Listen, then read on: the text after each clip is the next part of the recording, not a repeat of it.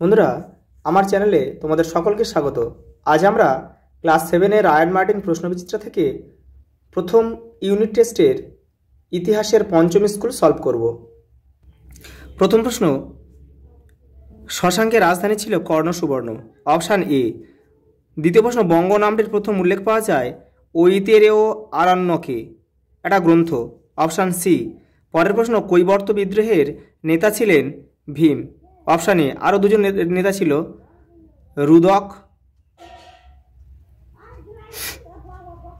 রুদক আর দিব্যক।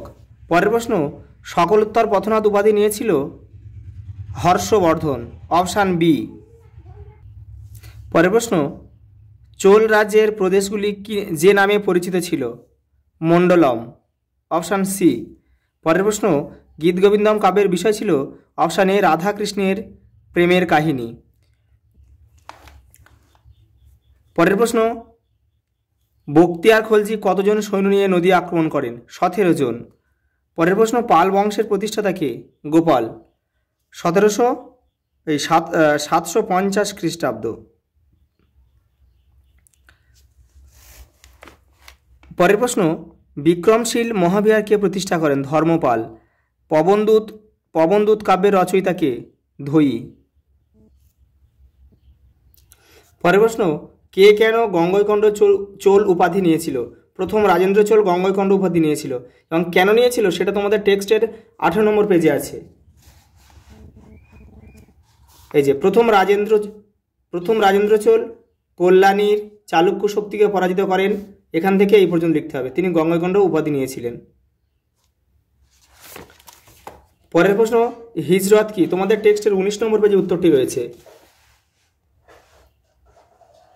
এই যে হযরত মুহাম্মদ ও তার অনুগামীরা 622 খ্রিস্টাব্দে মক্কা ছেড়ে মদিনা যাওয়াকে আরবি ভাষায় হিজরত বলা হয়। পরের প্রশ্ন, রামচরিত কাব্য কে রচনা করেন? সন্ধ্যাকর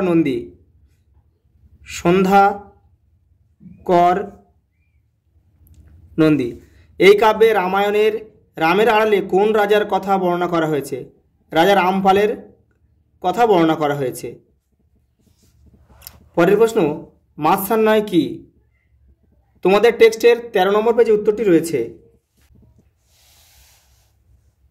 এই যে মাৎসান্যায়, এখান থেকে এই পর্যন্ত লিখতে হবে।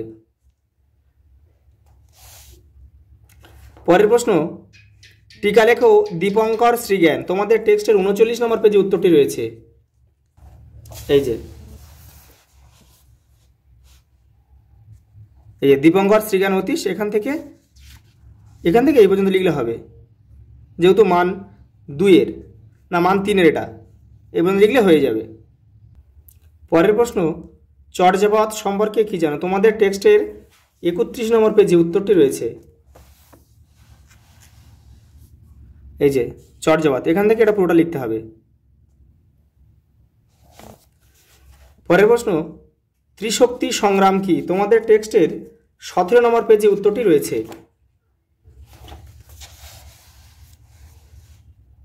এই যে হর্ষবর্ধনের সময় থেকেই কনজ উত্তরাপথের অবস্থানগত দিক থেকে গুরুত্বপূর্ণ হয়ে উঠেছিল, এখান থেকে এই পর্যন্ত লিখতে হবে। পরের প্রশ্ন, ওর সঙ্গে রয়েছে এরপর বাংলায় কোন বংশের রাজত্ব শুরু হয়? সেন বংশের রাজত্ব শুরু হয়। মোহাম্মদ ঘুরি কবে মারা যান? 1206 খ্রিস্টাব্দে মোহাম্মদ ঘুরি মারা যান। পরের প্রশ্ন, চোল শাসন ব্যবস্থা সম্পর্কে লেখো। তোমাদের টেক্সটের 17 নম্বর পেজে উত্তরটি রয়েছে। এই যে দক্ষিণ ভারতে চোল শক্তি, এখান থেকে কিছুটা লিখবে, আর এ পাঠ থেকে কিছুটা লিখলে হয়ে যাবে। এই যে এপার থেকে কিছুটা লিখলে হয়ে যাবে। পরের প্রশ্ন, নালন্দা বৌদ্ধ বিহার সম্পর্কে যা জানা লেখো। তোমাদের টেক্সটের 32 নম্বর পেজে উত্তরটি রয়েছে। এই যে নালন্দা মহাবিহার, এখান থেকে পড়ে তোমরা ছোট করে লিখবে। আজ এই পর্যন্ত, দেখা হবে পরের ভিডিওতে।